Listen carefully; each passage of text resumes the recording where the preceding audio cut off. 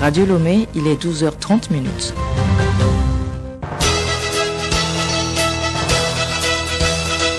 Le journal Hélène Assabi.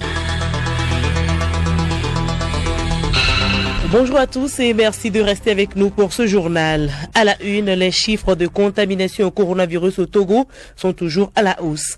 La coordination invite une fois encore la population à la vigilance dans l'observance des mesures barrières. Pendant ce temps, des experts de l'OMS sont à Wuhan en Chine où ont été découverts les premiers foyers d'infection. Ils vont essayer de remonter les traces du SARS-CoV qui a déjà tué plus de 2 millions de personnes dans le monde. Amélioration de la sécurité aérienne en Afrique, les technologies innovantes SBAS, vols basés sur les systèmes satellitaires, ont été lancés hier à l'aéroport international de Lomé. Et puis sport football, CHAN Cameroun 2020, la compétition est à l'étape des quarts de finale le samedi prochain après une trêve de 48 heures.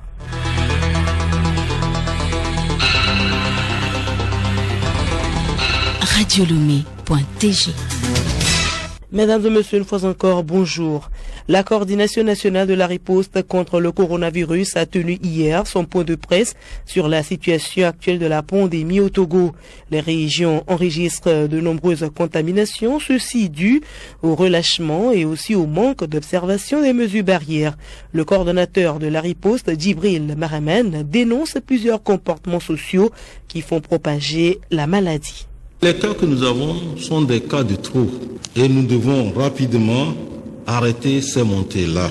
Et pour les arrêter, c'est surtout le respect des mesures barrières. À ces mesures barrières, il faut qu'on rajoute certaines mesures qui ont été prises par le gouvernement. Nous avons observé que dans les funérailles, les gens ont repris les activités des funérailles comme avant, alors que pour l'instant, ce n'est pas autorisé. Les lieux de culte où tout le monde doit respecter les mesures barrières, il y a eu un relâchement. Nous ne voulons pas revenir en arrière, mais si ça continue, nous serons obligés de fermer certains lieux de culte. Les mariages, les baptêmes, dans les bars, la non-distanciation, le non-respect des mesures barrières se font observer. Et surtout les boîtes de nuit. Si ces boîtes continuent, les responsables doivent répondre devant la justice. À part l'initiative COVAX qui permettra au Togo d'avoir accès aux vaccins, le pays prévoit aussi commander d'autres vaccins pour endiguer la maladie. L'initiative COVAX, en fonction des quantités de vaccins qui viennent sur la plateforme au niveau de l'Union africaine, il y aura des distributions en fonction des pays. C'est un pourcentage pour que chaque pays puisse en avoir. Mais le Togo, sous la houlette du chef de l'État, aura d'autres vaccins, d'autres quantités à commander spécialement par notre pays. Les premières doses qui vont arriver vont représenter à peu près ce qu'il faut pour vacciner environ 20% de la population. Donc tous les préparatifs sont en train d'être faits. Et toujours dans le cadre de la lutte contre le coronavirus en Chine, un an après le début de la pandémie, des experts de l'Organisation mondiale de la santé OMS sont à Wuhan en Chine où ont été découverts les premiers foyers d'infection. Les membres de l'organisation onusienne terminent leur quarantaine ce jeudi. Ils pourraient en tout cas avoir des difficultés à rencontrer les familles des victimes de la pneumonie virale pour remonter les traces de la maladie. Depuis plusieurs mois, ces familles réclament des sanctions contre les responsables locaux qu'ils accusent d'avoir minimisé l'épidémie en faisant taire notamment les médecins lanceurs d'alerte. Et je vous le disais tantôt en titre, les autorités de la SECNA ont présenté hier à la presse le nouveau système de navigation sur satellite.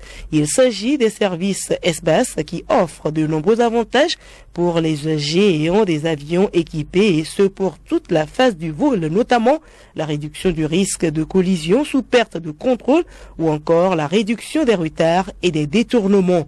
Colonel Nyamalata, directeur général de l'Agence nationale de l'aviation civile ANAC. La navigation SBAS, c'est ce qu'il y a de mieux en aéronautique. Nous avons des navigations GNS, GPS, GLONASS, que sais-je encore. Mais au jour d'aujourd'hui, ce que j'ai vu, vraiment modifie. Pour un pilote, la navigation en toute sûreté, sécurité et l'arrivée à bon port est le leitmotiv et la préoccupation de tout pilote responsable.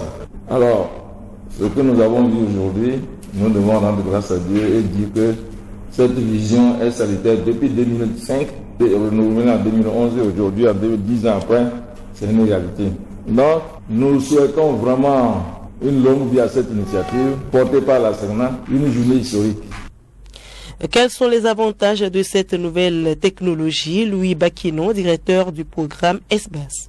Avec la mise en œuvre donc, du SBAS, on pourra donner des trajectoires beaucoup plus directes aux avions, au lieu de les amener à survoler d'abord certains points avant de relier d'autres.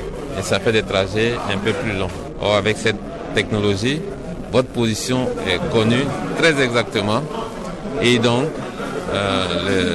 les services de contrôle de la circulation aérienne peuvent vous ramener directement vers d'autres points et donc vous allez gagner du temps. Donc si vous gagnez du temps, vous consommez moins de carburant. Et si vous consommez moins de carburant, vous allez contribuer donc à préserver la nature. Nous poursuivons ce journal avec ce communiqué du ministre de l'Agriculture, de l'Élevage et du Développement rural, président du Comité national de transhumance. Il est porté à l'attention des présidents des comités préfectoraux de transhumance, des agriculteurs, des ONG et de tous les autres partenaires que la campagne de transhumance 2021, qui devrait débuter initialement le dimanche 31 janvier, est reportée à une date ultérieure sur toute l'étendue du territoire national. Un autre communiqué, il porte sur la peste porcine. Et c'est avec Hortense Joa. Le ministre de l'Agriculture, de l'Élevage et du Développement rural communique. Il est porté à la connaissance de toute la population togolaise qu'une infection liée à la peste porcine africaine PPA s'est déclarée au cours de ce mois de janvier 2021 dans les élevages des localités de Pligou, Yambouré, Bamboaka, Tandjouaré et Sissiak dans la préfecture de Tandjouaré, région des Savanes. Le ministre rappelle à toute la population togolaise que la peste porcine africaine est une maladie animale qui attaque uniquement les porcins domestiques et sauvages. Elle cause de fortes mortalités dans les élevages de porcs, mais n'a aucun effet sur la santé humaine. Face à cette situation, un arrêté portant déclaration d'infection de la peste porcine africaine a été pris, entraînant le déroulement immédiat des mesures de riposte, à savoir 1. L'abattage de la destruction de tous les porcs résiduels et les produits dérivés dans les 10 élevages, ainsi que dans toutes les exploitations porcines environnantes des foyers dans les différentes localités touchées, suivi de désinfection et d'un vide sanitaire de 6 mois. 2. L'interdiction de mouvement des porcs, de leurs produits dérivés ainsi que le matériel d'élevage et des aliments pour animaux dans les zones d'infection pour une période de 6 mois. 3. Une indemnisation sera accordée aux éleveurs dont les animaux seront abattus et détruits par les services vétérinaires selon la grille d'indemnisation en vigueur au Togo. Le ministre invite instamment les éleveurs de porcs de toute la préfecture de Tandjouaré à mettre en œuvre les mesures de biosécurité au niveau de leurs élevages. Il appelle la population et particulièrement les éleveurs à la vigilance, au respect scrupuleux des mesures sanitaires et à l'observance des règles élémentaires d'hygiène, conformément à la loi de la police sanitaire en vigueur au Togo. Le ministre compte sur la collaboration des populations pour un meilleur contrôle de la peste porcine africaine au Togo. Le journal Hélène Assabi. Hors du Togo au Mali, le président de transition Bandao a été reçu hier par Emmanuel Macron pour un déjeuner de travail. Au menu des discussions, la coopération bilatérale, la transition au Mali et le sommet G5 de N'Djamena qui se tiendra les 15 et 16 février prochains. De son côté, le président américain Joe Biden veut placer la lutte contre le réchauffement climatique au cœur de sa politique nationale et internationale. Il a signé hier 3 décrets qui visent à s'attaquer à ce qu'il qualifie de menace existentielle. Il a notamment décrété un moratoire sur les forages d'hydrocarbures sur les terres fédérales, encouragé par son prédécesseur. Il a aussi ordonné à son administration de supprimer les subventions fédérales à l'industrie fossile et à investir dans l'économie verte. Son objectif est d'atteindre la neutralité carbone dans la production d'énergie d'ici 2035. Et puis Facebook veut moins de politique sur sa plateforme. Son patron a indiqué hier que la plateforme ne recommanderait plus à ses utilisateurs les groupes militants ou politiques. Cette mesure avait déjà été prise aux États-Unis cet automne pour juguler les tensions liées à l'élection présidentielle.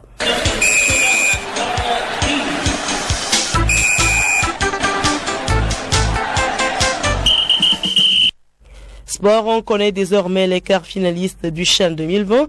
Ils sont tous au complet. Après une courte pause, ce jeudi et vendredi, la lutte pour accéder au Caridas débutera samedi prochain avec des combinaisons toutes alléchantes. Milek Agboko. Ces pays qualifiés pour les quarts de finale sont bien connus. Il s'agit de la Guinée en faisant match nul avec la Tanzanie, 2 buts partout, et de la Zambie après une rencontre sans but face à la Namibie 0-0. Sont aussi depuis qualifiés le Mali, le Cameroun, la RD Congo, le Maroc et le Rwanda. Les quarts de finale vont démarrer ce samedi. Le Mali va croiser le Congo. La RDC joue le Cameroun. Puis dimanche, le Maroc défie la Zambie, la Guinée affronte le Rwanda. Retenez que la finale de ce tournoi des locaux est prévue pour le 7 février prochain. Élection présidentielle à la Confédération africaine de football. La commission de contrôle de la FIFA a rejeté les candidatures d'Ahmad, de Constant Omarim et de Kheireddine Zetchi pour les élections de la Confédération africaine de football CAF prévues le 12 mars prochain à Rabat au Maroc. Le premier, déjà suspendu par la FIFA, briguait un second mandat à la tête de la CAF, tandis que le deuxième actuel patron par intérim visait un siège au conseil de la FIFA comme Zetchi. La FIFA a en revanche homologué les candidatures de Jacques Kanouman, d'Augustin Senghor, de Patrice Motsepe et d'Ahmed Yahya à la présidence de la CAF.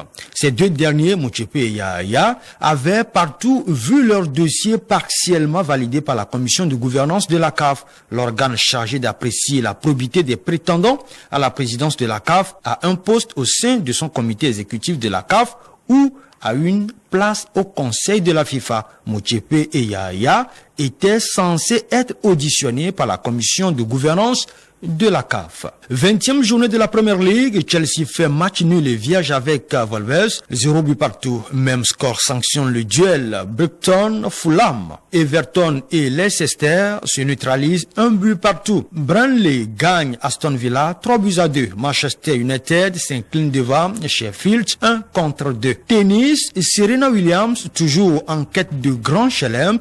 En quarantaine à Adélaïde, Serena Williams a confié que les grands chelems étaient sa seule motivation. Dans un peu moins de 2 semaines, Serena Williams débutera l'Open d'Australie du 8 au 21 février avec une nouvelle fois le record de Margaret Court, 24 titres en majeur en ligne de mire.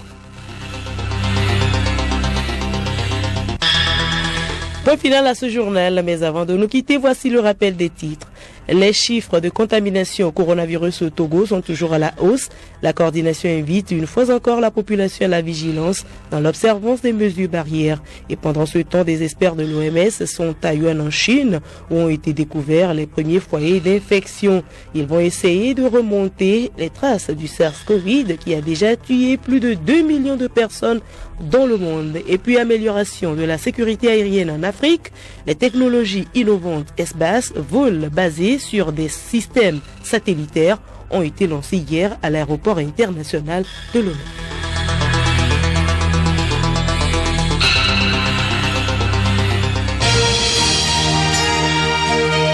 Radio Lomé, boîte postale 434, email radiolomé@radiolomé.tg.